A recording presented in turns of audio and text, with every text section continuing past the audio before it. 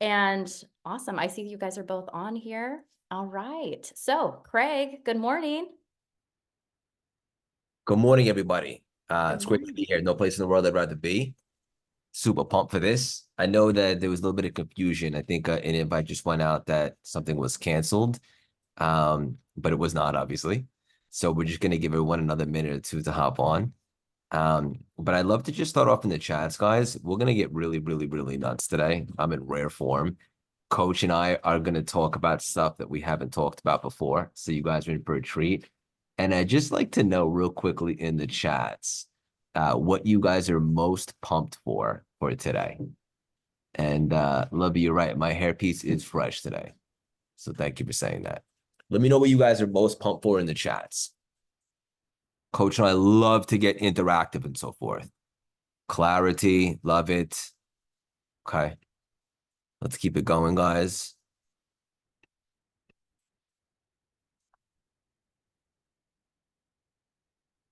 Learning, hell yeah. The 1-2 punch from the coaches, all the things. We're gonna have a lot of fun, guys. Okay. Bert, let's have some fun. Let's get nuts. Yes, let's do it. All right. We also have Coach Burt in the house. So, Coach, why don't you come off and say good morning? All right. Good morning. It's Saturday morning. Good to see everybody on Saturday morning, which tells me you're committed to your bigger future. Yesterday, I was talking to a young artist that wants to make it big in country music. And I said, I've got a few questions for you before I make a key introduction. Because many of us are just one connection away from making the big time. And I said, but if I make the introduction, I need to know how committed you are to this. And he said, well, I got a job 4 or 5 days a week and I can only perform on Saturday nights. And I said, man, on a scale of 1 to 10, it doesn't seem like you're that committed to this. So I can't make an introduction if you can only play one night a week. Now, would you rather be a truck driver or would you rather be a country music star? And we're like, this is about reinvention, Craig. Like, this is a guy who's in a job, making money, has 4 kids, got a dream. I saw him sing a couple weeks ago. I said, you have the talent. I said, but you don't have the connections. So if I make the introduction to you, are you committed? If they say we want you to sing in Nashville on Tuesday mornings at 10 a.m., and that's the best spot we can get you in, are you more committed to driving the truck and the guaranteed income? Or are you more committed to the opportunity? Because this is really what reinvention is about. This guy's doing A, but he would really like to do B, right? He's got a talent. He's got a skill. Craig's in the same position. He was doing A, but right when one day he said, I could do B, but we're going to get into the courage today that it actually takes. It actually takes a courage to take a step here, but you're going to find out by listening to me that the courage doesn't come first. The commitment comes first, and then the courage comes after the commitment. And so when I had this talk with him last night, I just didn't get this feeling that he's ready to commit to his reinvention. I got the feeling that he would rather take the security over the opportunity. Okay. And so we're excited about being with you today. We got some great content, but we also want this to be transformative. Some of you have seen it in the mind's eye. You've gone there in your imagination, what reinvention looks like to you, but you haven't gone there physically in the body. You've gone there in the mind, but you haven't gone there in the body. And we have to take you from mental creation to physical action. So, Craig, I'm excited about this today. This is a great topic. You wrote a great book on this called The Reinvention Formula. And a lot of what I'm going to be talking about today actually was spurred through the creativity of reading that book, which got me thinking about when I actually reinvented myself multiple times over my 47-year career. And we're going to talk about an exact formula I used to go from a high school basketball coach to building a multi-million-dollar company. Because that's the number one question I get asked, Craig, when I go around the country. How did you go from a high school basketball coach and a teacher to doing this? And so today I'm actually going to show you the formula that I use to do it. I love it. And I love you. And I love every time we get together. And I just want to encourage everybody today. We're going to talk about some cool, interesting concepts, like I said, that we haven't spoken about before. I just encourage you guys to keep your awareness open, stay curious. And we're going to hopefully plant some good seeds that spark some creativity, resourcefulness, and a sense of urgency to really decide. And also, people ask you that all the time, Coach. And people ask me all the time, weren't you scared to leave your stable job, the definition of stable, right? And how did you do it? Right. And we're going to unpack all the strategies, the mindset shifts, your purpose and all that stuff. But really, if we're being honest with ourselves today, it came down to because you decided to. Yeah. Right. We made a decision, we decided, and then we cultivated a strategy, a plan, and so forth. And the rest, as they say, is history. So if you guys are ready to get absolutely crazy for the next hour and 20 minutes, let me see you write I dig in the chats. Let's get this party started. You guys are nuts. And also, guys, we're going to do a really, really cool giveaway for who participates and engages the most today. Yeah. Does that sound, Coach? Good? Yeah, I think Robert Rowe looks kind of like Jesse Itzler too. Robert, do you know anybody ever told you look like Jesse Itzler? Well, you do. And that's a compliment. Who's that? Jesse Itzler's married to the woman who invented Spanx. Sarah Blakely. They're both billionaires. So I'm paying you a good compliment right there. And how old is he? And he's a good looking dude. I don't know how old he is. Because I'm 79. Oh, okay. See, I would have never thought that. Probably old enough to be his father. He's 55. See, there you go. That was a compliment. You look much younger. And that's my son's age, 55. I love it. Your son's age? Yeah, You look 55, doing something really. I know I do. That's what happens when you commit to losing weight and exercising during COVID. Down 40 pounds. Yeah. Never felt better. Anyway, I'll let you get back to your... Okay. Should we get this party started? We're ready, brother. Let's go. Okay. Should we do a speaker review or should we just let it rock with this, you think, guys? Do a little speaker review and then I guess we could change it once we open it up. Some reason you're the speaker right now. Let me see. Pin. And then I'll pin Coach too. And we'll get this party started. And then we'll open up to all you guys. All right. So I'm going to talk about some different things today, guys. I see a lot of my community members in here today. First of all, I love all of you. Thank you guys for hopping on Saturday. This is going to be a lot of fun, a lot of awesome. Hopefully we add a ton of value to you guys. That's the goal. Just want to be a channel to help you guys to build more light and so forth. So one of the things I want to talk about today is different types of motivation. And, you know, it's interesting because I'm a big believer that motivation is overrated because motivation is temporary, right? So, and we're gonna, this is going to segue into reinvention, all this stuff. We're going to play off each other.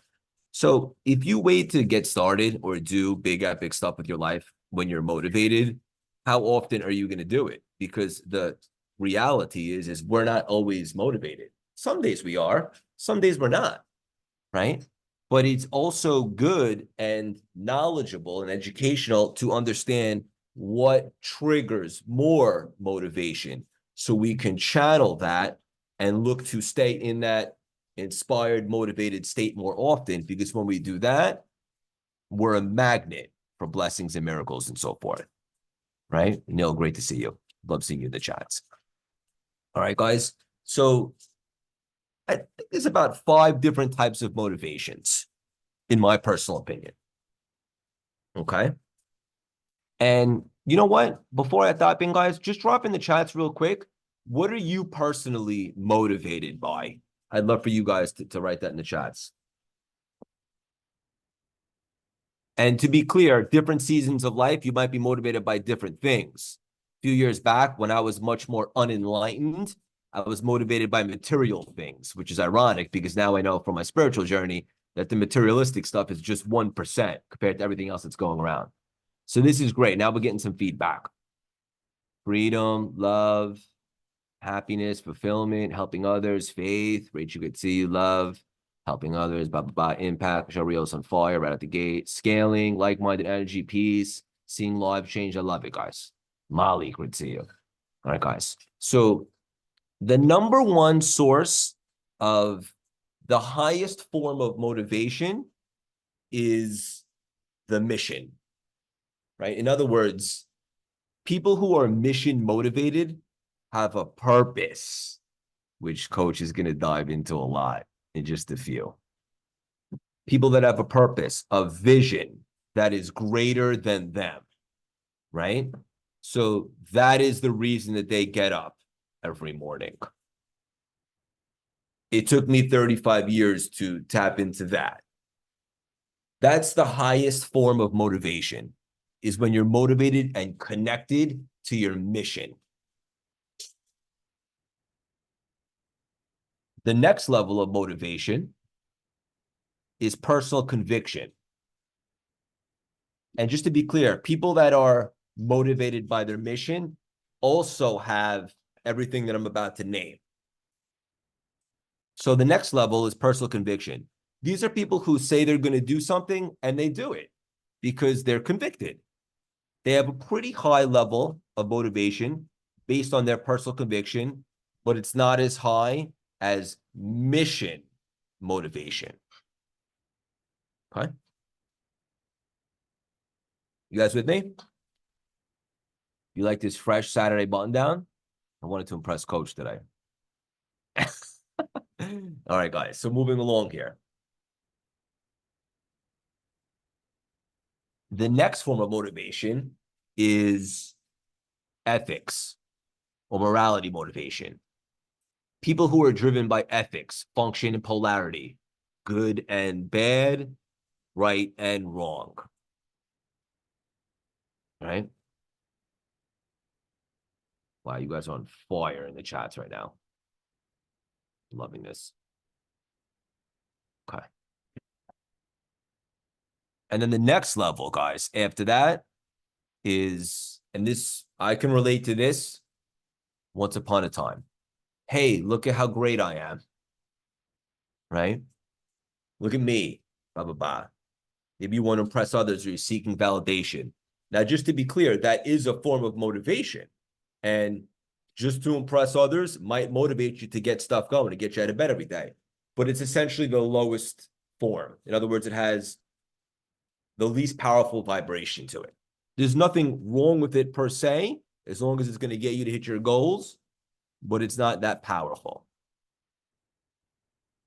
So if you follow this sequence from the mission being the highest form of motivation down, and you follow the money-making tips I'm going to share with you guys a little bit later on this call, you will do what you love and make lots of money doing it. So to be clear, ideally, you want to get to a place where you start from the mission and then spiritually, you'll have it all, right? Because when you're connected to the mission, you're being able to share without that agenda. And that's when you're the channel, helping other people blossom and spread their light. And then you're available for all of it. So when you hear things like surprise support, manifestations, blessings, and miracles, that typically is attracted by the people that are mission-oriented and so forth. And now, guys, I want to challenge you a little bit. I want to see, and there's no right or wrong answers here. That's why we're here, to learn and grow and spread our wings and evolve and expand. Who here, if we're being honest, is really connected to their mission? And if you're not, I'd like to know as well, because one of the things that we want to do today is get clarity on how you can be.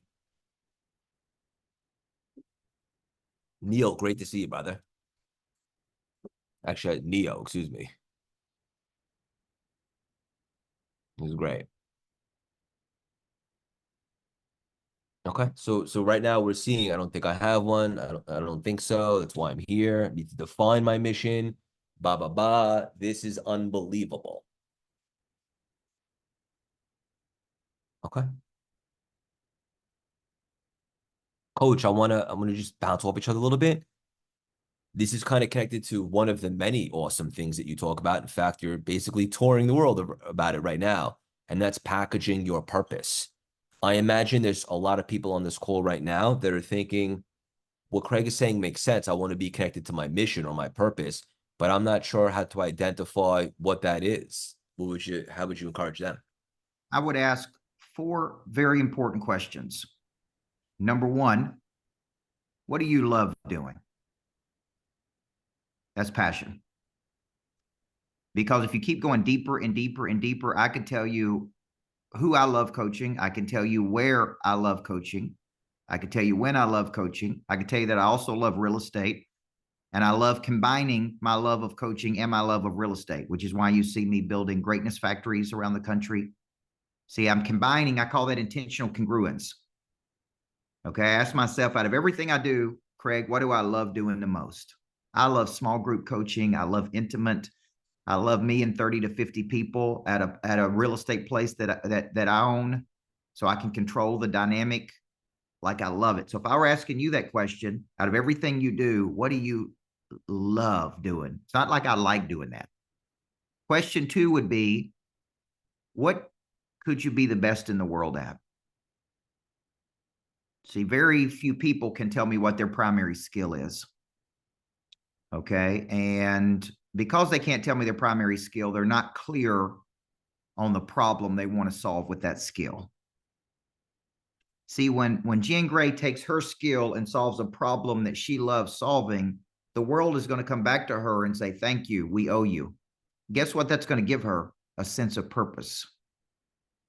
So I do not think you sit and find your purpose. I think you pursue something you really love and something you think you could be the best at, and then you marry that with a need in the world that you are uniquely qualified to solve. See, question 3, what problem are you uniquely qualified? And that comes from your past. I am actually paying you for your past. Your past helps me to build my future. So there's a need, which also represents, Craig, the economic part, because money changes hands when problems are solved. So when Jared uses his skill to solve my problem that he loves solving, then there's going to be an exchange, not only of money, but of appreciation and love. And that's going to give him a sense of purpose, right? And then the 4th question would be, what is your conscience telling you you're supposed to be doing? See, I have a deep desire to help people want to speak, coach, train, because I've been a coach my whole life. My conscience says you need to be helping those people getting started, those people up and coming, those people who have some talent, those people that are highly talented yet undercapitalized, right? That's the people you should be helping. So when you answer these 4 questions, Craig, at the intersection of those is what Covey called your voice or calling in life. And that's different than an occupation, that which occupies my time and which I receive a paycheck for. Okay. It's like, this is my purpose. Okay. So 4 questions that when people ask me that, that's what I tell them. This is unbelievable, because I think that a lot of people create anxiety for themselves when they think, oh shit, I'm 50 or I'm 40 or 30 or I'm 70, and I don't know what my purpose is. I must suck. But you're giving everyone right now a tangible strategy to be able to get there. So even if we're starting right now and we're looking to reinvent or play big, whatever the case may be, just those 4 questions alone are going to cultivate clarity. And it's interesting because I think my passion turned into my purpose, right? It wasn't like I knew from, when I was a kid, oh, I want to do personal development, stuff like that. And then it became not just a believing, but a knowing, right, guys? And one of the things that Coach just mentioned was, what are you uniquely qualified to do, and stuff like that. I just want to say, guys, we all have gifts. They're not ours. They were given to us. And if you don't use your gifts given to you, this is a little spiritual, eventually you won't have the capacity to use them and they'll be taken away. And so whatever it is that you're really good at, skilled at, I don't care what it is. If it's creating Excel spreadsheets or interviewing people on podcasts or blogging, whatever it is, that right there is a clue as to what you can do, and do it in a really, really, really big way. Would you agree with that, Coach? Yeah, and you use the key word there. You pursued a passion, and your purpose kind of found you. So pursue a curiosity, pursue an interest, pursue a passion. There'll be a lot of recalibration along the way where you go, yes, I could do that, but that's not what I want to do. So listen to this one statement. Just because you can solve a problem does not mean that's the problem you were supposed to be solving. Okay, and I call that a success trap. You're really good at a lot of things, but you haven't locked into the one thing. And when you lock into the one thing that you're uniquely qualified to solve, that is when the world begins to recognize that you're an authority, because it said, out of all the things this person could do, man, they're the best at this. See, when Craig wrote Reinvention, he went through a cycle to reinvent himself, and then he codified that cycle and put it into a book, right? And he says, I'm an expert at reinvention. I have a demonstrated capacity in reinvention. I'm going to teach you a method I use to reinvent. And this is really where we got to get to once you identify your key demonstrated capacity. Amen. If you guys are liking this so far, let us know in the chats, and also take a screenshot and tag Coach and I. We'll know who's really participating and so forth, so we give away that big gift. And guys, when it comes to reinvention, you know, it's funny. I think there's a misconception. I think that a lot of people hear the term reinvention and it creates a little bit of resistance because they think that they're starting over. And I want to just give some context to that. Reinvention is not starting over, in my opinion.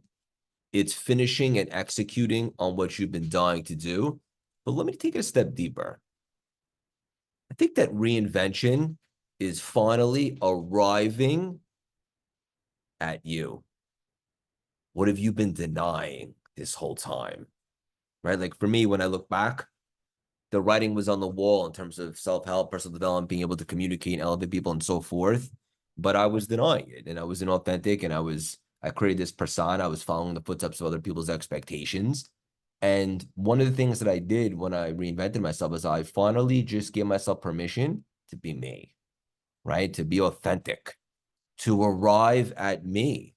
And that is when I really became connected to this mission. And that's when the miracles and the blessings began to flock towards me. And I'm going to add a little bit of spirituality today, guys, because, you know, I'm really about that stuff right now. And I think it's really powerful. I hope I don't scare anybody. But in regards to your mission, what we're talking about here today, wow, I'm loving the chats right now. This is unbelievable. Michelle, I love what you said. I'm going to touch upon that in 1 second.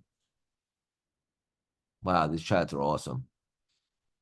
In regards to being connected to your mission, guys, if you're not really connected to what you're doing, essentially, spiritually, you're in exile, right? Because you're not utilizing your gifts and sharing them and making a difference. But the moment that you start, say, you know what, these are my gifts. How can I exploit those or express my soul's purpose and do the work that I'm meant to do? All of a sudden, you're redeemed. And that's when the floodgates open, right? So we're going to have many takeaways today, hopefully. But one that I really want you guys to take away when it comes to reinvention and packaging and purpose is really being connected to your mission. Spiritually, that goes a long way, especially with being able to receive all the abundance and so forth. And I just want to touch upon a comment that I saw in the chats by Michelle, whom I love, who said that it takes courage to be authentic. I would even take it a step further. I would say that arguably the scariest thing that you'll ever do is to really be yourself in front of the world. And ironically, once we do that, that's when the world starts to see us. And it's so much lighter. It's freeing. It's liberating to actually be yourself and show up as the real you. Is it true that you'll be judged? Yes. Is it true that some people won't like you? Yes. Is it true that there'll be haters? Yes. Do we care? Try not to, right? Because as you begin to express your unique individual curriculum, your soul's purpose, and guys, reincarnation, different topic, but your soul has something to express in this world. I imagine you guys agree. Let me know in the chats if you agree. Say yes or yes if you believe that your soul has something to express.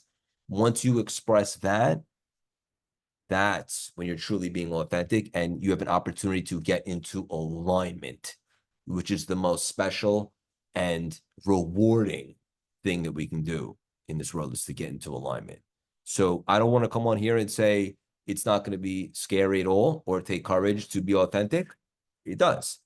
But the scariness is really a flashlight saying be you, and you'll be able to be provided the next level of expansion for not only you, but for the world to receive your gifts and so forth.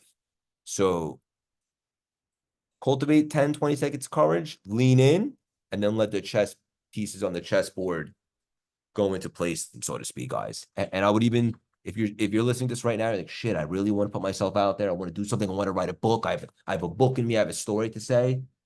Is it scary? Sure. Is it not scarier with the concept of possibly waking up or the last day of your life saying, shit, I should have done that?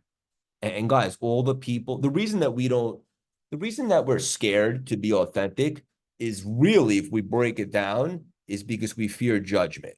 Because we would do stuff if no one was looking, right? We wouldn't care if we failed, no one saw it. But if it really is a fear of judgment, what other people are going to think or say, those people at some point are going to be gone, right? Just like all of us, a piece of snow, faded, gone, disintegrates.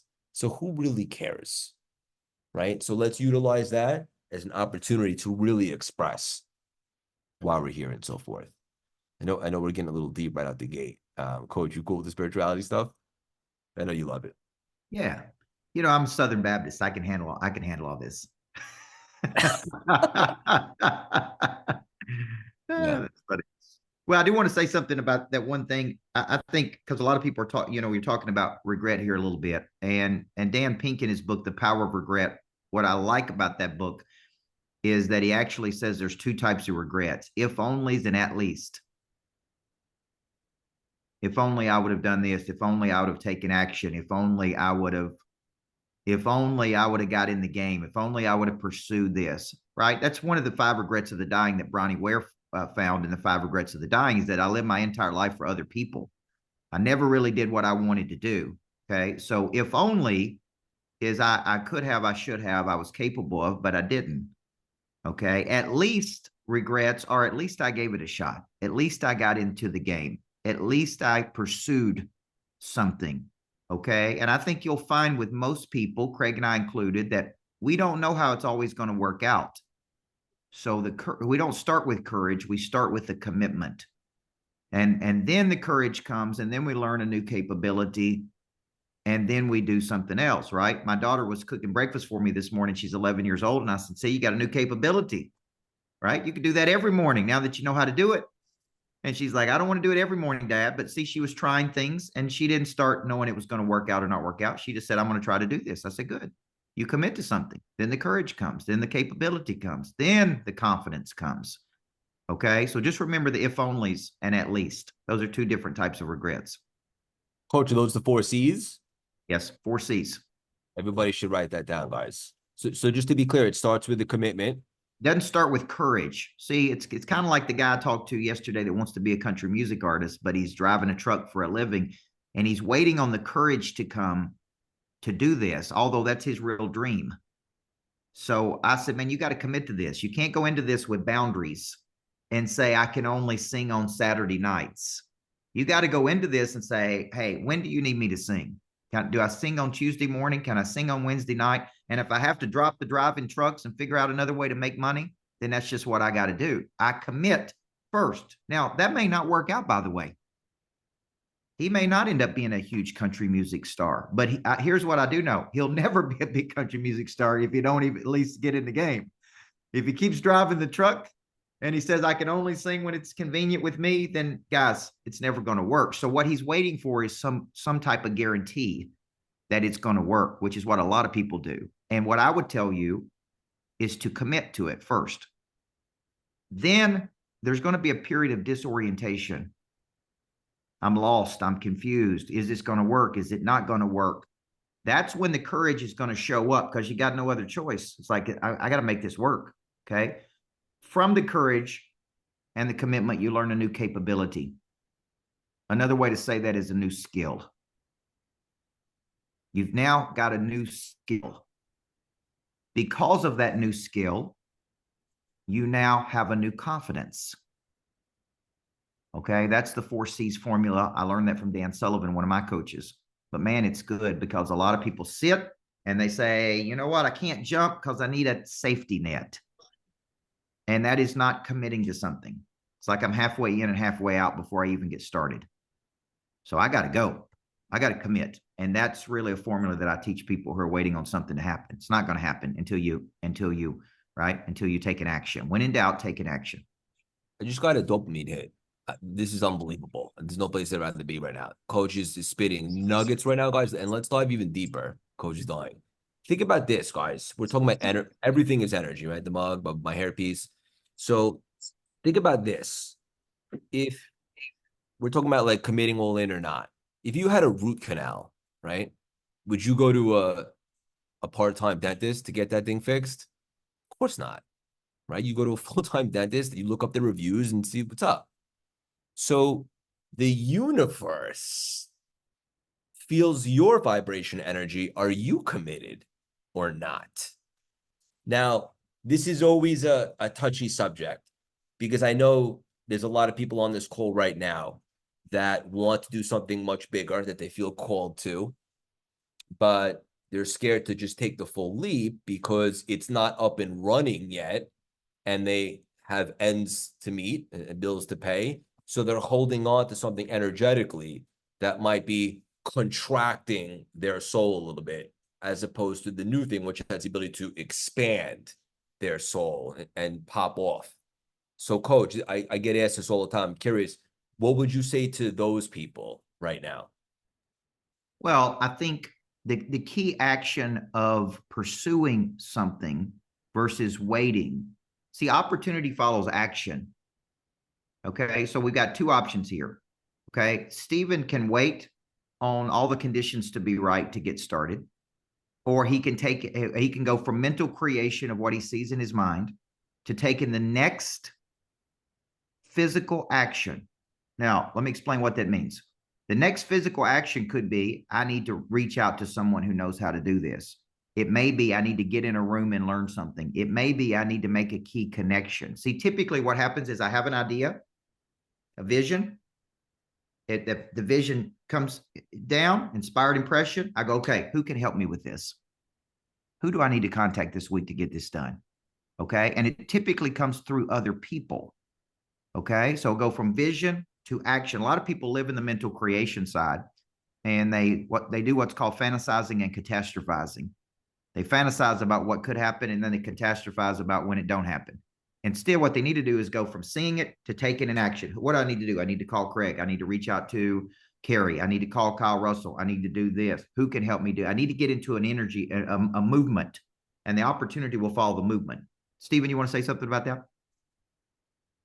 Yeah, thank you, Coach. This is important to me because what do you do from a mindset perspective? Because I'm an athlete, I was a baseball coach, but when your back is against the wall, there's financial pressure, when you have a young family or a spouse to answer to, those dreams are pulling you, but you do have those financial, pressures on the backside to kind of just jump. And I'm an all-in kind of guy. I'm sure everybody on this call is, but you have to do it strategically, but it's also, it just drags your heart back and forth, so I kind of feel for that guy in the truck because I know he probably has a family to take care of, but you can make that jump, but I think what Craig was saying, your spirit's got to be right.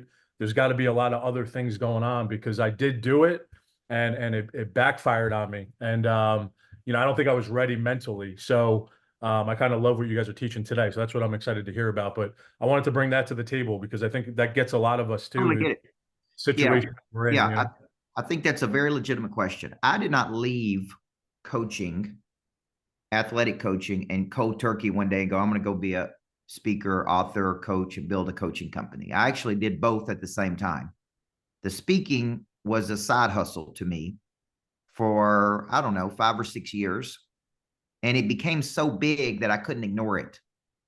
It became clear to me that it was so much bigger of an opportunity, but I kept my day job for 6 years. Like I personally did, right? From 25 to 31, I kept being a high school teacher. I had insurance. I was making about $50,000 a year. And then on the side, on my days off, I would go speak. On the weekends, I would speak. At night, I would speak. And then it just got bigger and bigger and bigger till one day I go, man, I got to, this is the bigger opportunity. Okay. So there's two thoughts here. One is burn the boats, and I'm going all in. and whatever I got to do in the meantime to make some money. Like what I was saying to the kid driving the truck is he's chosen a job where he works at night. And that's when they want him to sing country music at night. So he may have to say, look, I'm getting out of that job into a job I can work during the day and then go sing at night. Because right now, his job is really limiting his potential. But here's the problem. We've all heard of golden handcuffs. They're probably paying him a lot of money to drive that truck because there's a shortage of drivers in the country. And he's stuck. And he's like, I'm making too much money to leave. Now, here's the point. Let's go to when he's 84 years old. And Bezos called this regret minimization framework. Let's ask the question. If I don't take this crack, this opening, will I regret this when I'm 84? So is the security and the safety of the truck. See, what I would tell that kid is get rid of that job if you can. Try to find something you can do in the mornings or during the day. You may have to get up earlier because you got 4 kids. But you can't pursue the big dream, the big goal. So at some point, I just walked in and said, I'm retiring from this. I was actually 31 years old, and I'm going over here. I did not have insurance benefits. I didn't even have any money coming in. I had $7,500 in my bank account, and I just started a business. But I didn't have a family at that time, Stephen. So there's variables here, okay? So understand that's why relativity matters. It's all relative to where you are in life and how you're going to do this. So 2 schools of thoughts: burn the boats, and I'm going all in, and we're going to make it work, or side hustle until it can become my main hustle. Yeah. First of all, Steve, great question. And also, I just want to add to that, because what if we combined the two? And what if going all in meant that you're going to get a side platter of abundance by creating a side hustle so that you could feel into that energy of receiving money, feeling the energy of financial support, and being grateful for that while you're chasing your dream? Right. And I don't want that to be frowned upon, guys. Right. You can still be bringing in money and manifest the life and career you want, all while removing the need and creating an energy of receiving financial abundance. So let's just say you aren't all in, burn the boat, chasing your dream. And I see this a lot of times with students and stuff like that. They need to create financial, means or revenue at some point. And as a result, they're creating resistance energetically and so forth.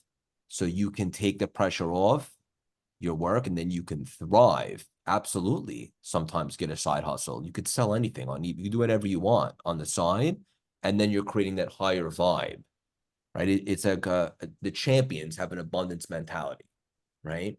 So if you have to do something on the side in the meantime, until the other thing is up and running, I think that's absolutely okay. And I don't want to say if you burn the boats, leave yourself with nothing coming in at all. Because maybe if you leave the thing that's really taxing and consuming all your energy to go all in on this, but that also requires having a little side hustle in the meantime, just so you can get this thing up and running, I think that's also a concept of going all in as well. And I encourage you guys, if, like he said, 2 different trains of thought, but that's okay. Give yourself permission for that. Your energy is your attracting power, and we want to keep you in high vibe. So if something has to be coming in on the side, that's okay. All right. Michelle, did you have a question? No, till your hand was up. Okay. This is great. You guys having fun so far? Because we're just getting warmed up. All right, great. And then also, Coach, and then I want to hop into some of the other stuff, but one thing that you talk about often, and I think it's overlooked, and perhaps it's a superpower in itself, is the long game mentality. Right? And I recently read a book called The Infinite Game. And I relate that to something that you're very passionate about, and that is long obedience in a forward direction, right? How important is that? Yeah, that's a book title by Eugene Peterson called Long Obedience in the Same Direction. And, when you're trying to reinvent yourself, what you're really doing is leveraging a past skill, what I call a demonstrated capacity. You have shown a demonstrated capacity to do something very effectively. I want you really thinking about what that is. Okay. So for me, it was inner engineering young people as a basketball coach. It was building the body, the mind, the heart, and the spirit. That was my demonstrated capacity. Okay. And I had to recognize what that capacity was. It wasn't just coaching. It wasn't just motivation. It was a very specific skill set within the subset of coaching. I go, okay, this is my skill. I can't cook. I'm geographically illiterate. I can't fix a car. I can't fix anything. Okay. I was raised by a single mom who didn't teach me a lot of things that a dad would teach. So I figured out that this is my skill. I can inner engineer people from the inside out. Okay. Then I started asking a question. Who would value that? Who would write me the biggest check to do that? We have since learned to call that activating the prey drive inside of a person from the book Flip the Switch that I wrote. But we didn't call it that in my first decade. So if you go back in your life, I think the people who really reinvent themselves first spent a cycle of their life building this demonstrated capacity. That was the long obedience in the same direction, doing the same thing for 13 years, Craig, getting really good at it, showing a skill, getting results, building people. That was really the first skill that I go, okay, I have something of value that other people would pay me more money for. Okay. And I wanted to use the same skill that I had over here. It's no different. When I went from coaching kids to coaching corporate America, you guys know adults are just big kids, right? And so I used the exact same skill of coaching those young ladies that were 14 to 18 to coaching 25 to 50 to 70 to 80. But what I did that a lot of people didn't do, Craig, is I codified, which is the deconstruction of what I was doing down into something I could give to other people. So everything I did, I put it into a method. And then I wrote books about it. And then I took it to corporate America. Okay. But it all started with that long obedience of that first, really from 15 to 31. It's 16 years of doing the same thing. That's a long obedience in the same direction. Does everybody hear that? I didn't jump around from job to job to job. I didn't do 17 different things. I picked a lane and said, I'm going to be a great coach. And I just kept doing it over and over and over. And then one day I go, man, I have something really valuable. I didn't even know that until one day I got paid more in an hour than I did a month. Now look at the time dynamic there, Craig. I was working typically 60 to 80 hours a week times 4. That's 320 hours a month. I was making roughly $50,000 a year. And in 1 hour, Dell Computers paid me more in an hour than I made in a month. So I walked out of there and I go, man, what is this? What did they pay me that much money for? What do I have? This was back, I was 22 years ago. So that shows you how long of an obedience that was. Everybody see that? Pick a lane, and then I stayed in that lane for a long cycle of time. So have you ever heard the saying of you get underpaid most of your life? You're underpaid most of your life until there comes a point when you're overpaid. Right? Okay. Like yesterday, our coaching company did what, Brittany? What did we do in sales yesterday? 122,000. We did 122,000 in sales yesterday. Now, I like when every day's like that, personally. But do you know, it took me 2 years of work as a high school basketball coach, 2 years to do that what we did in one day. And I'm using the same skill. I was just highly talented, but undercapitalized, just like many people on this Zoom are. But I didn't go into it yesterday going, we're going to make $100,000 today. You know what I went into yesterday thinking? I'm going to coach my heart out as much as I can. And at the end of the day, I'll let the chips fall where they may. And the more we connect, the more it works. That's how I went into the day thinking, let me just give these people everything I've got and let's see how it works out. Okay. So that is long obedience in the same direction. Unbelievable. Michelle. Okay, now I do have a comment because Coach Burt's talking and it's just firing synapses, and Brittany, I owe you a call. we were talking just a few minutes ago, and I can't remember the gentleman. I think it was Steven that was talking about, leaving your job or not, or what do you do when you have this commitment and determination, but the money fear is real. And I just want to really encourage everyone to think about the exercise of jumping off the cliff and not knowing whether the parachute is going to open, because oftentimes you need to take the leap and then the parachute appears. And so I'll tell you, there were a lot of times where I dragged my feet around the things that I really wanted to do and settled for something just a little bit less. And it wasn't until I was willing to take that leap off the cliff that the opportunities that support me while building what I really want to do appeared. And the right opportunities, the right consulting, the right coaching, the right tribe. And so don't underestimate not knowing the how. Sometimes you just got to pull the trigger and see what happens. I know it's easier said than done, and I have a family too, but there is something about when you go all in with that courage that the universe just says, I got you. So don't underestimate not knowing. It's shocking to me how many times when you are mentally and spiritually so aligned with whatever that is, that it does just click. I agree, 100%. Great takeaway. Great to see you. Look fantastic. But I couldn't agree more. The universe favors the bold. Everything is energy, and the universe wants to feel that from you. It's a great point that you make. And also, Coach, I don't know if everybody knows this, but you may or may not have written a book with a little bit of reinvention yourself. Is that right? Yeah, when I was thinking about today, when I was doing my notes for today, there's a book I wrote called Single Digit Millionaire. And it was about going back to what specifically did I do when I was a high school basketball coach? What steps did I take to reinvent myself? Okay, so I want to give you a few concrete steps that I took. Okay, because I feel like there's a lot of level 10 people on here that are probably feel like they're playing at a level 4 level. And I call that highly talented yet undercapitalized.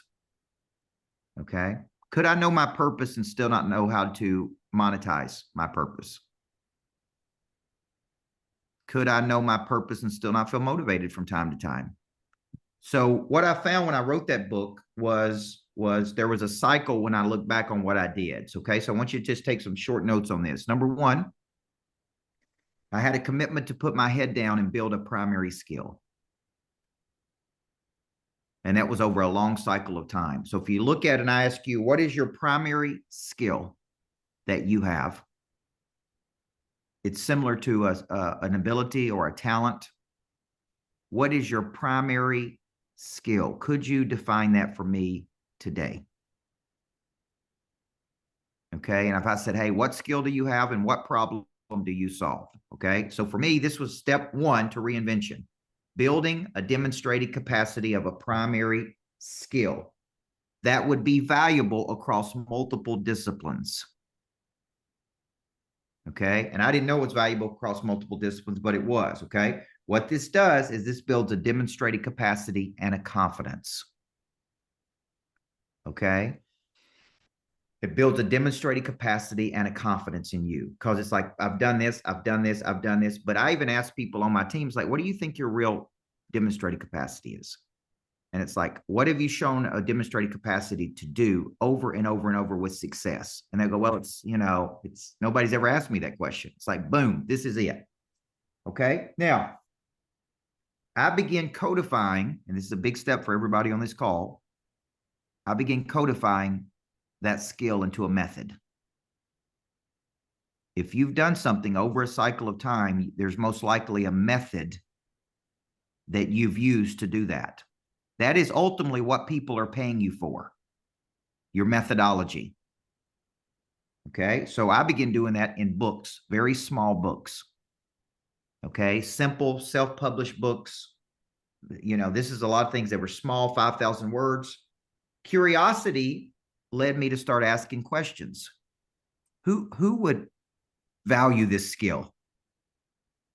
Who would value this skill the most, right? Okay. And it led me to ask questions like, man, I have a passion. I want to help people. I want to coach people. Like, where could I take these little books? Okay. Now, this is called the fundamental relationship. So when you're thinking about this, I like to say this. You have a demonstrated capacity over here, which is your skill. Over here is somebody else's problem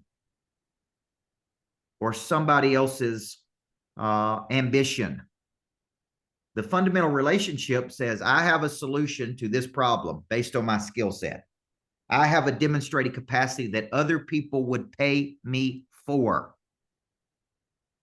Right? Like lately, I've been attracting all these car guys, you know, people that are in car dealerships and it's like, okay, I run a car dealership. Okay, that's what specifically is the demonstrated capacity? Are you great at connection? Are you great at motivating teams? Are you great at getting buy-in? Are you great at recruiting?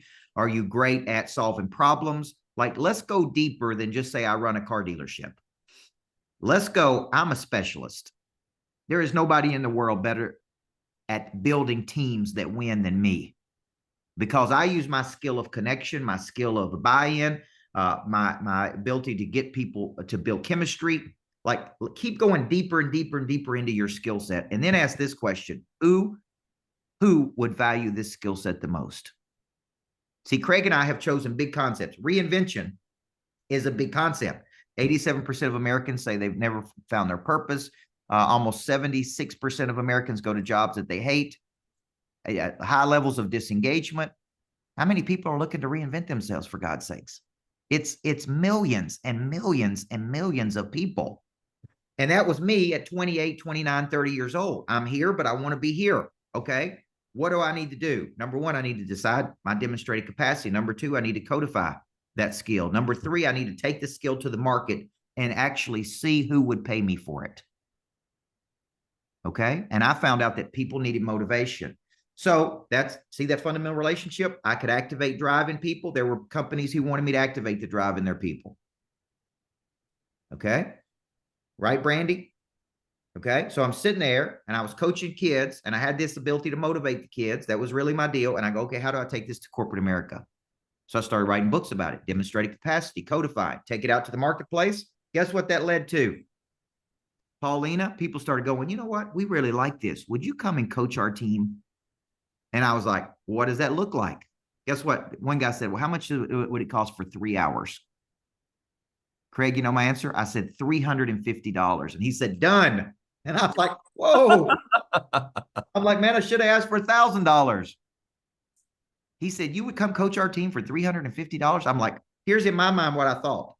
I'm making $5 being a basketball coach. I just made over $100 an hour coaching people. Isn't that crazy? And then I got up a little more courage. The next person asked, I said, it'd be $500. Then the next person asked, I said, it'd be $750. Then I started saying it'll be $1,500. Then I said, well, it'd be $3,000. Then I said it'd be $5,000. Now think about that.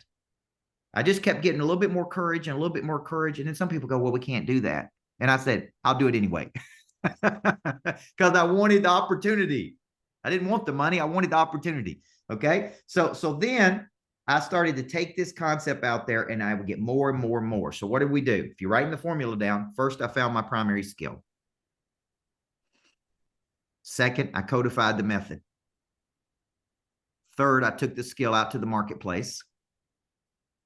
I kind of packaged the skill, which is the concept of my tour, Package Your Purpose, which is coming to New York City, February 25th, where I teach you this formula step by step.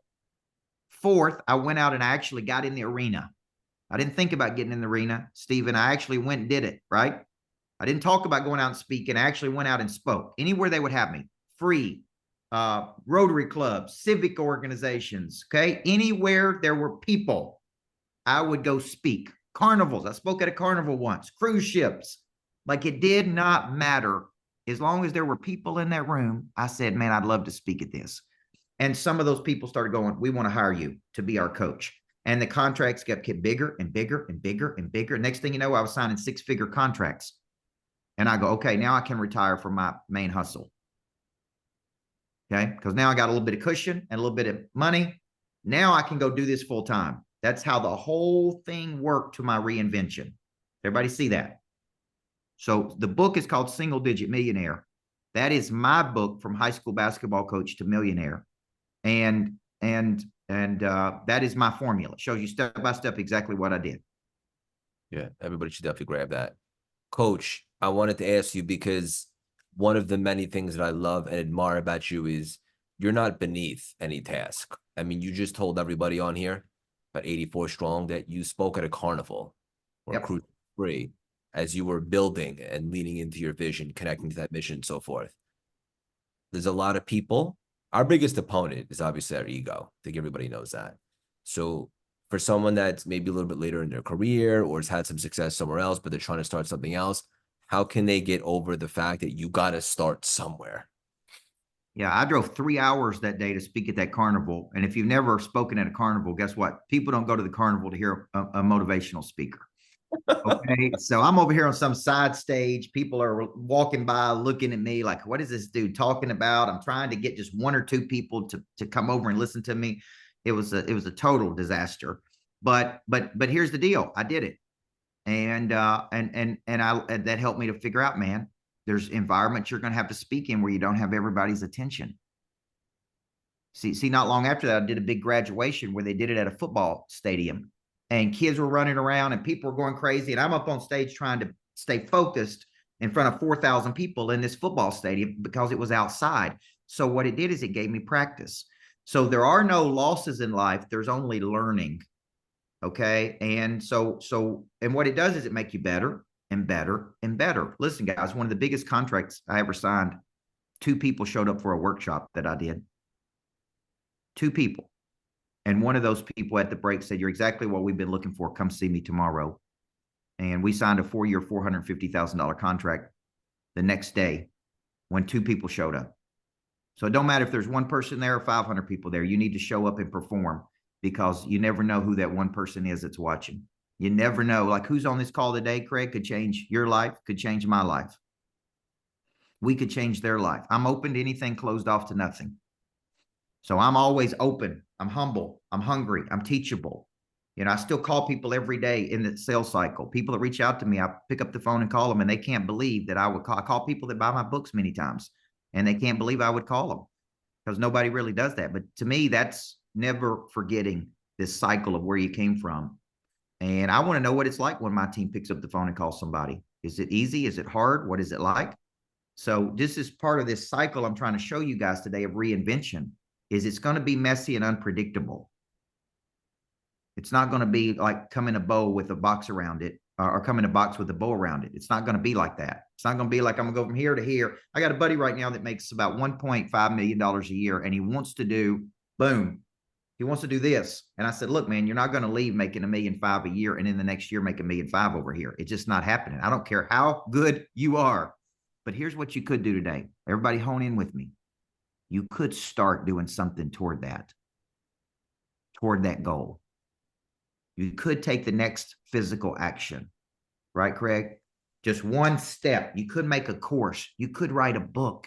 You could make a connection. You could start giving talks. You could take the next thing that you could do, or you and I be walking around our subdivision 15 years from today and you never did anything toward the dream. Yeah. And I don't want that for you, man. You're too talented to stay. I don't care how much money you're making. Okay. That's a very important part of this equation. So that's my formula, Craig, that I did. And when I read your book, Reinvention, and you guys know I keep Craig's book right there in my master bathroom. And when I'm, kind of fixing my hair in the mornings, and I look at it, and it reminds me that we have the ability to reinvent. Before I even read Craig's book, I just opened up the inside, just the concept. I wrote a bunch of notes on the inside of the book about reinvention. I'm going to do this. I'm going to do this. I am this. I am that. Just the concept made me think about reinvention. Thank you. Love you. And guys, right when he sent me a picture of it, he's like, we got to do something with this together. And of course, and I'll give you guys a little bit of context as to what I did, because Coach talked a lot about what he did, and maybe this will be helpful because 2 different paths and so forth. When I decided that I was going to answer the call and do something meaningful with my life, which is what everybody on this call wants to do. That's why we're all together with this collective, unbelievable consciousness right now, electricity flowing. When I decided that, then it came down to, okay, what do I absolutely love? Like, what am I obsessed with? What would I want to do if I could wake up and have to worry about money and so forth?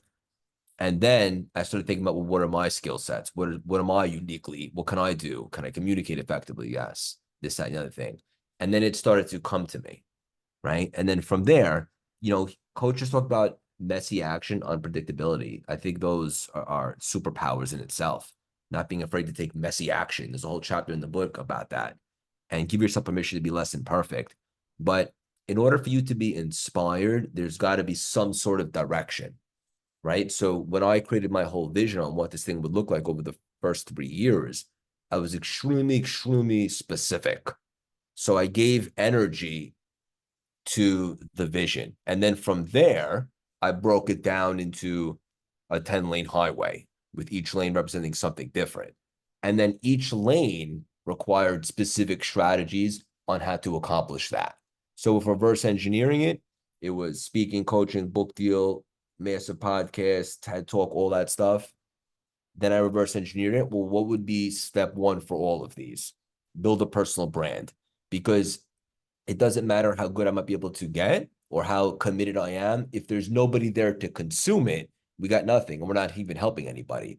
So that's when I started putting myself out there, which surprises people when I say it was very uncomfortable for me. I had no following, no celebrity friends, literally starting from scratch. And I also never spent a penny on PR or marketing in 3 years. Now, as we look for that next level of expansion, I am going to be leaning into stuff like that. But I hear a lot of people say that they want to do all these things, but they don't have the means financially. That's not a legitimate reason. There's other things that we can do, especially with social media and so forth. And so when I broke it down, I started putting out content, and I started engaging, and I started cultivating a bit of a community that I would nourish and show love to. And the difference between a community and an audience is everybody has followers and stuff like that, or an audience, but a community is more interactive. It's more intimate. You actually, engage in some messages and see how they're doing and so forth.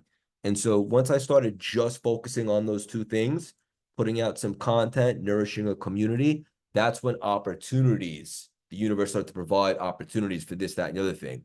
Then the podcast was born. 7 million downloads, sponsored by Mark Cuban, all that stuff. And obviously the book deal came from that. So you got to just focus on not going from A to Z, because Z typically stops people in their tracks. Have a Z, absolutely. Divorce from that, and then marry going from A to B. And so for me in the beginning, I had this whole big dream, divorced from it. How can I just cultivate a bit of a community and begin to add value where people actually give a shit as to what I have to say? I had nothing going on. And so that's all I wanted to do. And just like Coach, he was speaking anywhere he could, cruises, carnivals, and then that's all he cared about, was getting his voice out there and sharing his message. And then that led to, hey, how much would it cost for you to coach our team or talk to our team for 3.5 hours? $350, whatever the case may be. So I think that one specific common mistake I see a lot of people make, specifically entrepreneurs and so forth, is that once they cultivate the vision or a Z, it looks so far away, and it actually creates fear and resistance from them to actually get going. So to be clear, I cannot encourage you enough to have a vision, because otherwise you'll never start.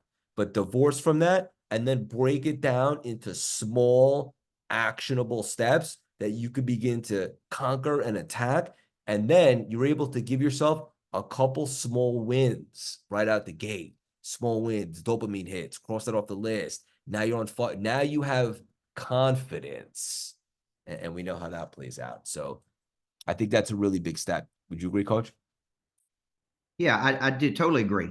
I mean, exactly everything you just said as far as taking an action and getting into the game. What you got to understand is when you see people that are on down the road further than you, Ziegler used to say every big star was just a little star that wanted to be big. Okay. And they all started with the concept. Now, I wrote down a note there.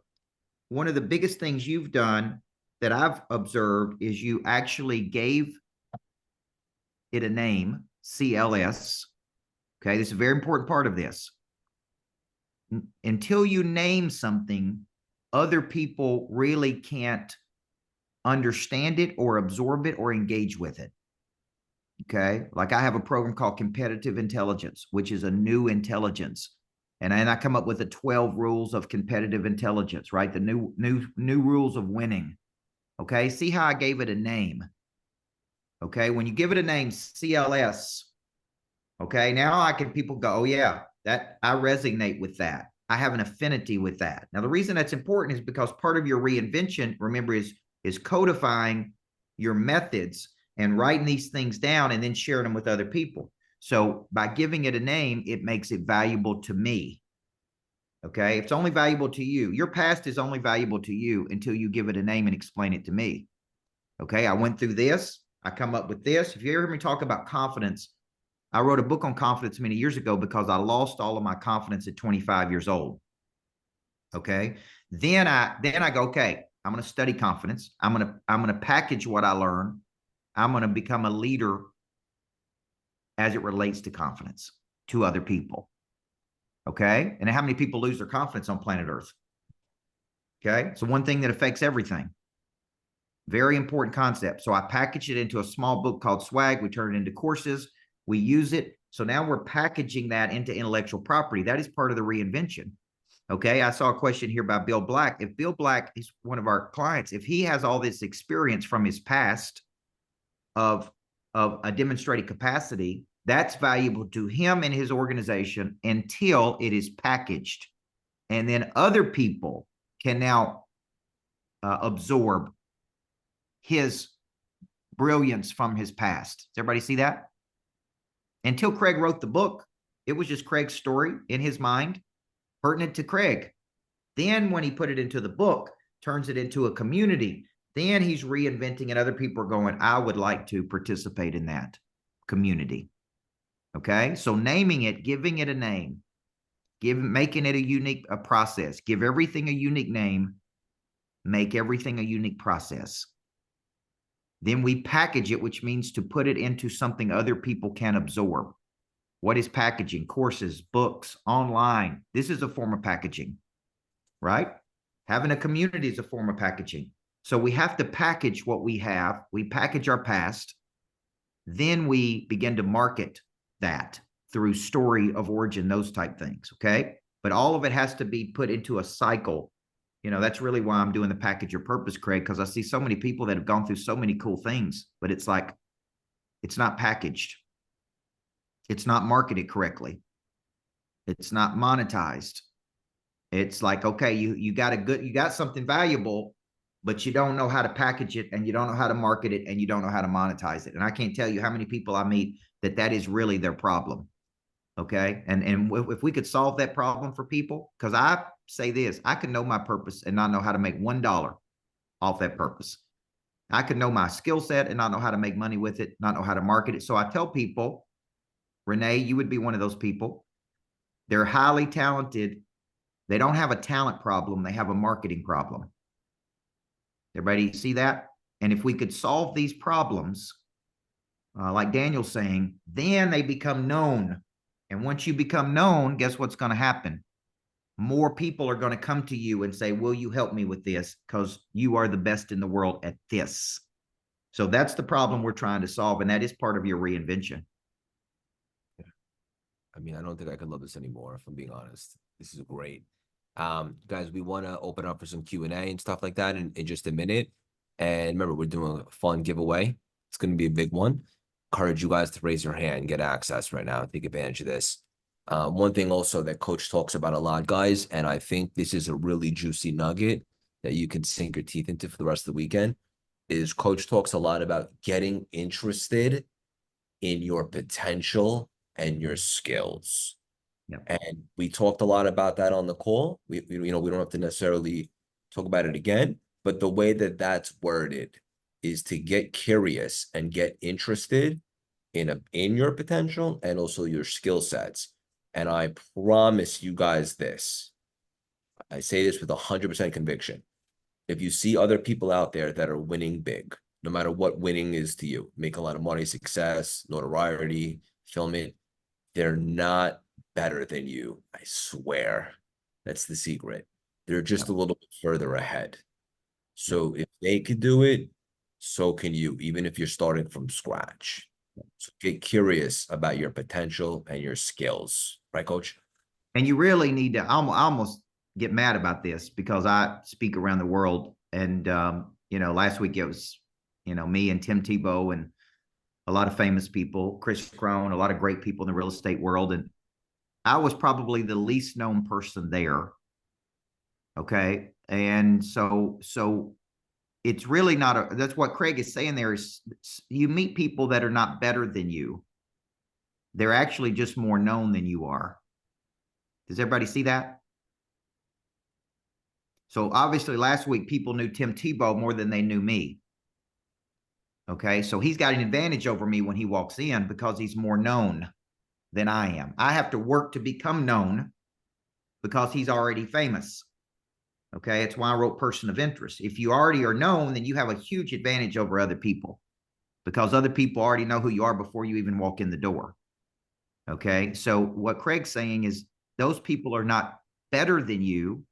They could be more known than you, or they may be further down the road than you. Okay. And so that gets me. I'm like, okay, how do we become more known? Because if we could solve this problem, then it's going to solve a lot of problems. Everybody see that? And the way you become known is doing things like this: strategic partnerships, key relationships, right? You need new people. I see so many new people on here from Craig's community and my people on here to see Craig. So it's like, this is a way we go out into the world and become known to new people. When I go to New York City on the 25th, or when I'm in Huntington Beach next week, or San Jose, I'm going out there to be known. And for the weather in California next week because it's snowing in Tennessee. But my point is, I'm really going out there just like, if I'm just known to one more person, to 5 more people, to 10 more people, like that adds up to the next thing you know, it's hundreds of thousands of people. Okay, so great point right there. And I see so many talented people on here. With the Tuckers who are on here, he's already got his own book. That book's sitting on my desk at the lodge. I was looking at it yesterday. If you already got intellectual property, it's not like it's not good. It's just now the real question is, how do I become known to more people? And that is really what the reinvention is about. It's like, I've got to go from being a skilled person to a great marketer. Because this ain't business, sometimes it's show business. Everybody understand that? You could write the best book in the world, and if nobody knows it, it doesn't matter how good the book is. So you have to learn to market and become known. That is really the missing structure for so many people. And guys, a word that comes to my coach is, I don't talk about that part enough, if I'm being honest. Be unapologetic about that, because we do have a responsibility to share our divine gifts, express our soul, and make more of an impact. And you can't do that in a room of one, only yourself. So learn how to market, understand the psychology. This is the season of collaboration, not competition. I encourage you guys in the chats to connect and so forth, and just get yourself out there and spread your message as if you're connected to your mission. Yeah. All right, guys. Coach, open up for a couple questions before we wrap up. Yeah, absolutely. Killer Kate in the house. Great to see you. Let's keep the questions, guys. Try to keep them like 30 seconds or less to give us a chance to answer them so we can get to everybody. Hi, this was awesome and exactly what I need, because on Tuesday I have I'm a health coach, and I let go of all of my previous jobs to focus solely on this, which is really scary because I have 2 small kids and I'm a single mom. So but I have my first clarity call on Tuesday with my first potential client. And then I'm also going, I went to my local Y, and I am going to be doing some workshops there. Do you have any tips for someone that's already taken the action, but is scared shitless about, okay, now I've done that, now what? Great question. Love the vulnerability. Coach, I'll give you a chance to answer. I know, Kate. So when I go into a thing and present to people, I go in very clear on exactly what I want the outcome. I start with a formula, okay? And the formula is, what action do I want these people to take after experiencing what I have to say? A lot of people don't do that. They say, oh, I'm going to go and talk about this concept, and I'm going to go in and do this. So the formula is, what action do I want them to take?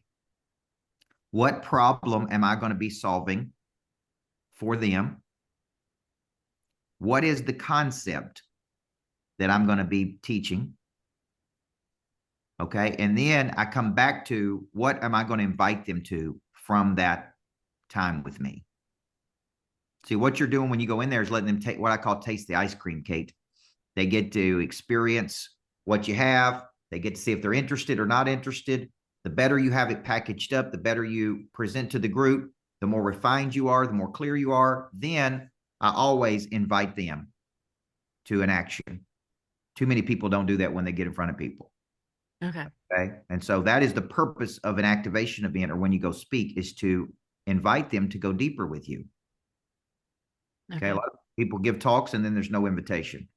Okay. And it's like, okay, that was a good talk. Now what? Yeah.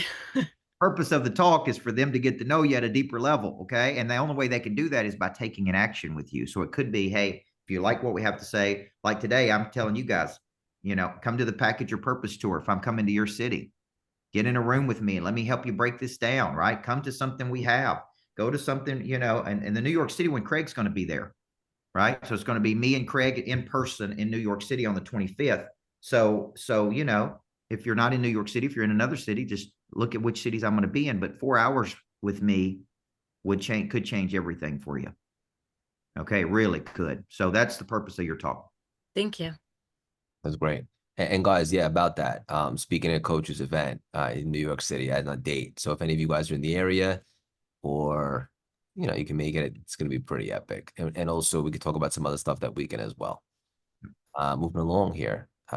Lori, great to see you.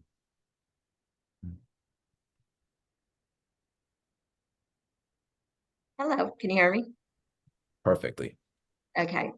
So my question is about combining two different things under one brand, because I'm an artist, an abstract artist, and I'm also a coach who likes to help people primarily around goals, kind of taking like a big goal and breaking it down into small, manageable steps. So when you talked about naming, I have named it. I'm coming up with a brand called The Artwork of You, which is encouraging people to show up in their life like the masterpiece they are. But I don't want to confuse people in that, am I an artist? Am I a coach? Because I don't necessarily coach artists, although I would around business per se, but not in the technical aspect. So how do I package that together? Because they're kind of two completely different things. Coach. I actually think the way you're packaging of The Artwork of You does combine it. I like that. Right. Okay. And if you understand art, there's a name for art. You could help me with this. When at first you put all the art there, it doesn't come together. Then there's a point where at the end, it all comes together to make like a masterpiece, right? I used this many years ago with my basketball team and I can't remember exactly what it was, but it's like at first it doesn't make sense, some of the art. And then when the piece is done, then it all comes together for this beautiful piece, right? And that's kind of what a team does, is put all these parts together. So I like The Artwork of You. I think if you have a subtitle, and remember, everything needs a subtitle to explain what it is. Okay. My subtitle is Show Up in Your Life Like the Masterpiece You Are. Yeah, I like that. And then it's like, okay, you're really a specialist that has a very special skill set. And then you need to explain what that skill set is. And you're really combining, that's called intentional congruence, your love of art, your love of people. Okay. And then if you could do a good job of explaining it, I'm a specialist, I have a very special skill set in X, and I offer Y. Okay. I always like to say I speak, coach, train, lead. Okay. I offer these products to solve these problems. So I think you're okay with where you're going with that. Okay. Thank you. Well, good to see you, Laura. I love you. Okay. Yeah. Elise. Hey, I say the same thing. I always think I'm not going to get picked, but thank you so much for having this. This was epic for me. It opened up a lot for me. So I love what you're doing, Coach Burt, because I am an amazing package. I really am. I just don't really know how the marketing part is the problem. So I just heard another coach say, like, when we say put yourself out there, not only do you put yourself out there, you put your service out there. Right. So I'm having a problem trying to clarify what my service is. So along the way, I've figured out what I don't want to do, which would be one-on-one coaching. I do want to be like more of a public speaker, maybe one-offs or maybe big groups. But how do you clarify what your service really is if you're unsure? Yeah, I go back to the fundamental relationship between your primary skill and the problem you want to solve. Okay, and the clearer you can get on that, okay, then you're going to be clear in the product and service you want to offer. Okay, and let me give you an example. I love coaching. I could coach a lot of people. Craig could coach a lot of people. But after you do this for a minute, you go, okay, these are really the people I love to coach. I love to coach people who want to package a message or they have intellectual property they want to package. I love doing it in certain cool settings. I love, right? Like the deeper you get in those 4 questions I asked earlier, then it'll become clear. Now you're going to have to go through some duds. I say to find the studs. Okay. You'll have to go. You're going to have to go through some of those things like, hey, I don't want to do one-to-one coaching. Hey, I want to do small group coaching. Oh, I like doing small group coaching with these people. And then you develop a product suite that solves big problems you see over and over and over from the people you talk to. Okay. And that's why I call it, we speak, we coach, we train, we lead, we offer boot camps, we write, and then you can start putting them into these buckets. These are my products. Okay. Like me creating Package Your Purpose. Why do you think I created that product? It's a boot camp. I do it in 1 day and 2 days. I take it around the country. You know why I created it? Because I saw so many people who were so talented, but could not figure these steps out. You follow me?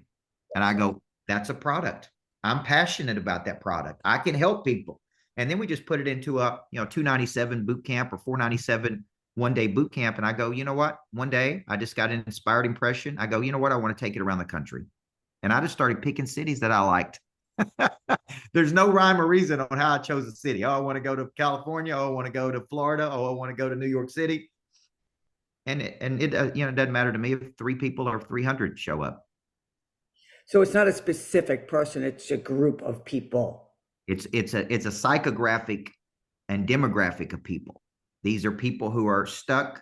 These are people who are talented. These are people who are hungry. These are people who are coachable, right? These are people who have great attitudes. Like those are the people I want to coach. Alert, curious, and responsive. Yeah. Beautifully said. Keep asking those questions and it'll become clearer and clearer to you. And also, you'll go through a couple duds till you find the studs. That's right. That's what my wife said. You have to go through the duds to find old Coach. Craig's a stud, right? Craig, you're a stud, so. E. Hodges knows. Love you. Okay, guys, couple more, and then we're gonna wrap up. Lovey. Hey, Coach. Hey.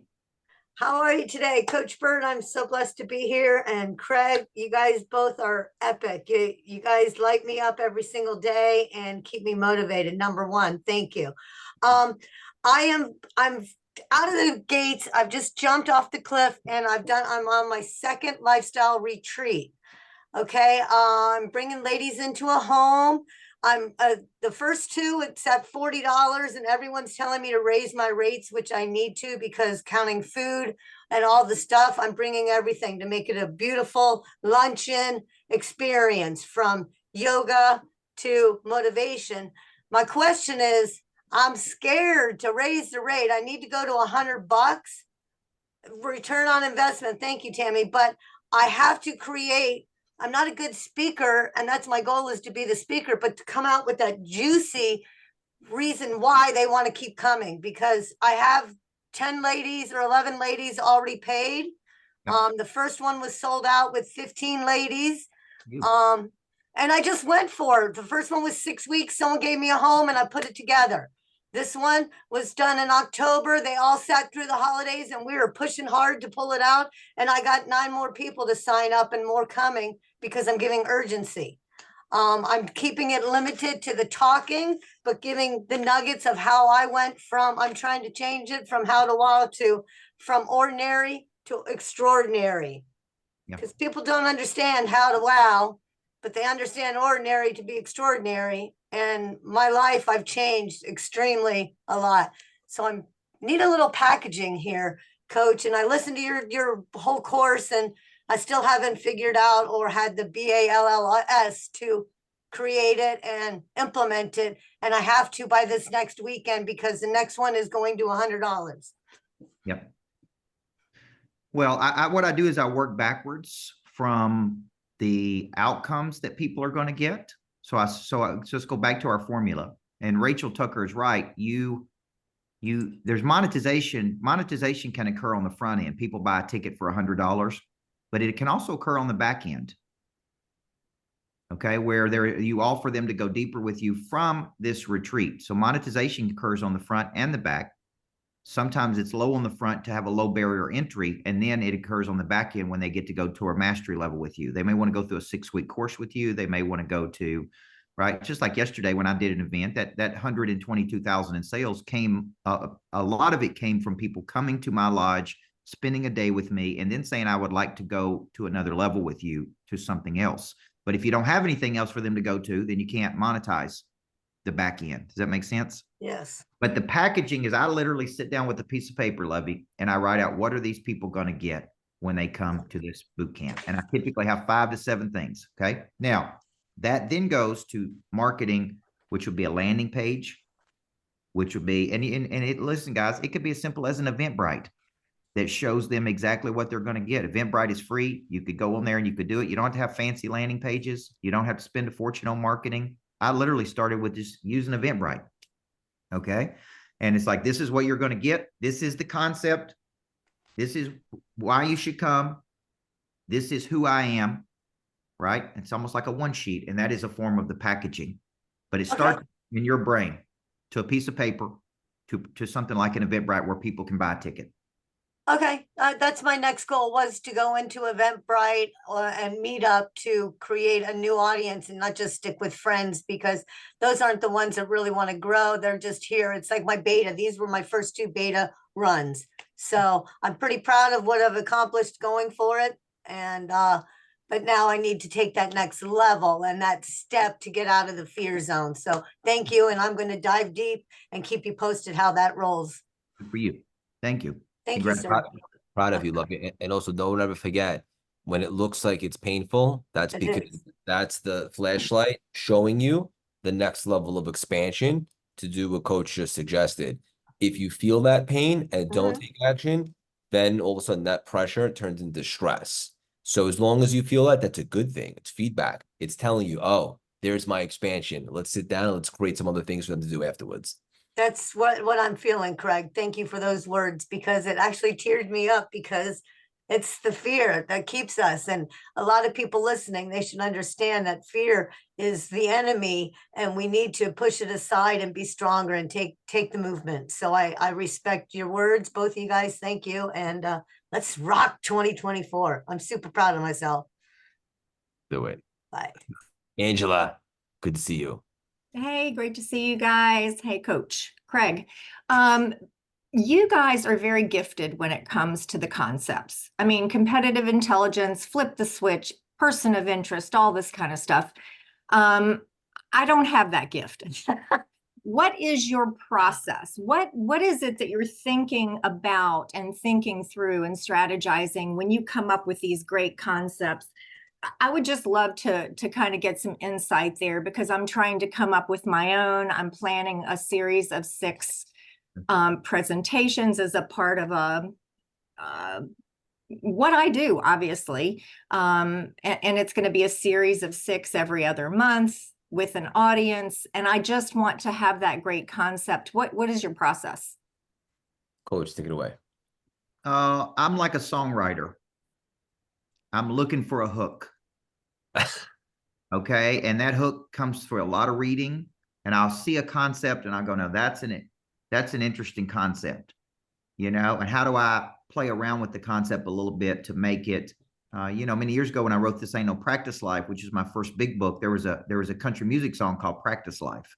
And I was a basketball coach, and I go, you know what? This ain't no practice life, because, we have practices. And a person of interest came because I said, man, I want to be known in the world. I want to be a person of interest.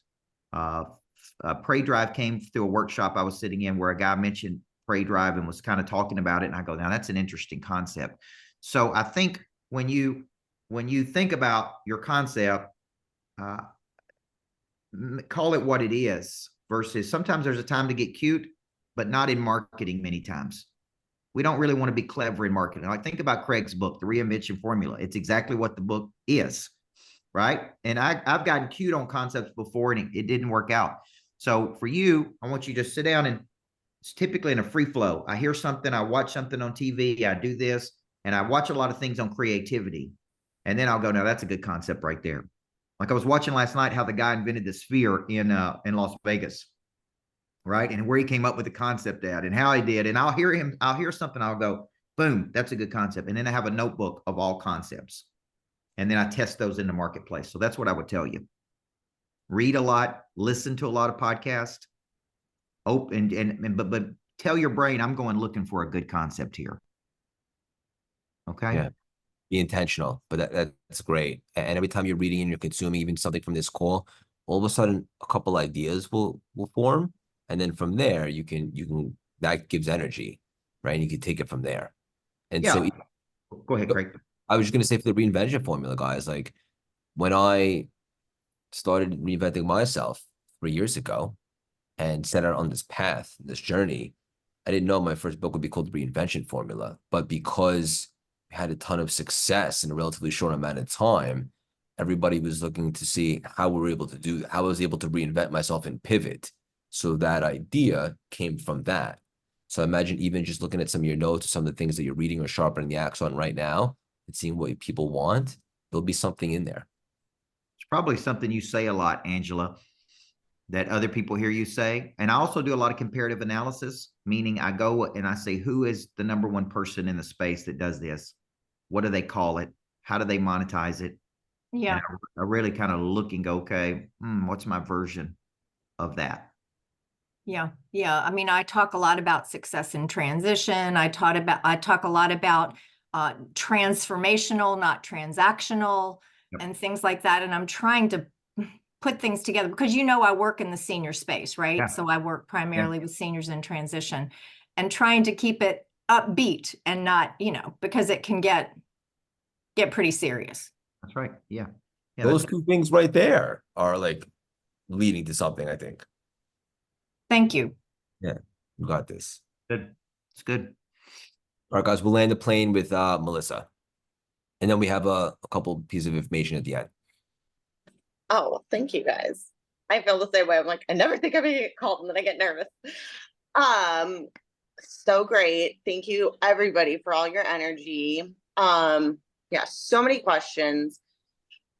So I guess what's the biggest thing right now is when I have a lot of ideas to I really love, the congruency, taking like something that I love, like I'm in real estate, but my true passion is music, singing, dancing, entertainment.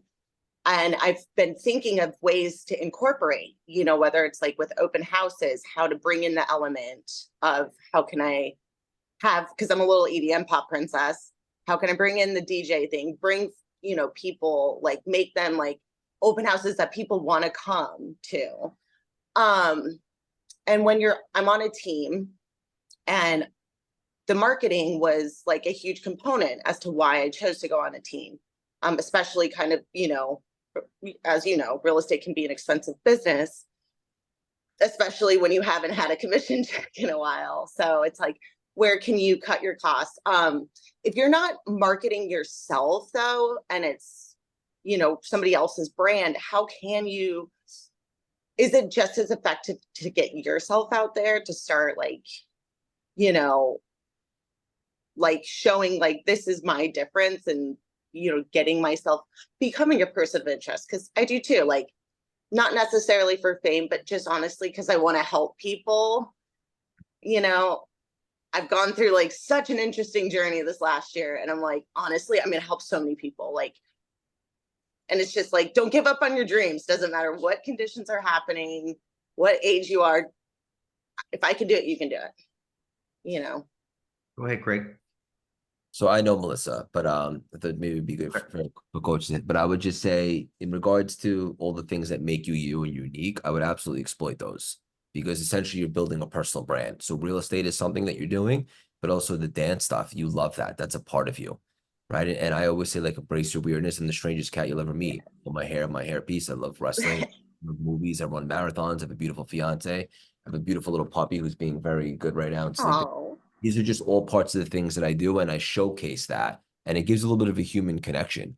So it enables people to connect with me to then do other stuff like with CLS. So I'm thinking if you start showcasing a little bit of that, people might even want more inclined to do business with you in regards to real estate. And we'll give you 2 for the price of 1. And Coach, I'm sure you have a nugget for her as well. thank you. Yeah, the reason you want to become known is because the more known you are, the more people you can help. Right. Okay, so a lot of people think you want to be famous for fame, but famous just means known. Okay, and now if you are interesting, I always say, what's the opposite of interesting? It's boring. So I think it's interesting that you got the music side and you got the real estate side that makes you interesting. Now, I don't know that if I don't see any of it, but Right. the main thing is you don't want to confuse people. Okay, and so it's like you have these hobbies, you have this interest, you have this stuff. This is your core business. But these are all things that make you who you are, which, the number 1 mortgage producer I ever coached did 267 million. She came to Nashville to be a country music singer, and she was competing versus Shania Twain and Leanne Rimes, and she didn't make it. And she went into the mortgage business. But she uses events. She's a great marketer. She uses that background in entertainment and singing to get in front of people, not necessarily to sing, but just the mindset of show business. That's really what made her as big as she is. It's a great analogy. Yeah. Interesting. Thank you. Yeah, be you. Those are your gifts. Yes. Guys, I just want to say, and I know Coach has some things to say. This was really awesome. This was an awesome hour and 40 minutes on a Saturday. I know that you guys could be anywhere. Thank you for your residence for joining us. I'd love to see some takeaways in the chats. Also, take a screenshot and tag us. We'll repost a couple. Couple things that we have going on. Coach is traveling, as he said. He's going to be in New York City. I'm going to be speaking at that event. If you guys are around, I highly encourage you to get involved. Coach, how can people find out more information or get involved with that? Yeah, I know we've got people from all over the country on this call. So, a good way to get started that's in a direct alignment with what we talked about today is the Package Your Purpose Tour.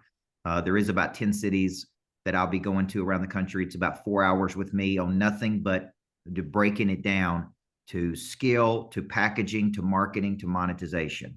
Okay, Craig's going to be with me at the one in New York City, which is on the 25th. But we'll also be in Huntington Beach next week. We're going to Chicago, Atlanta.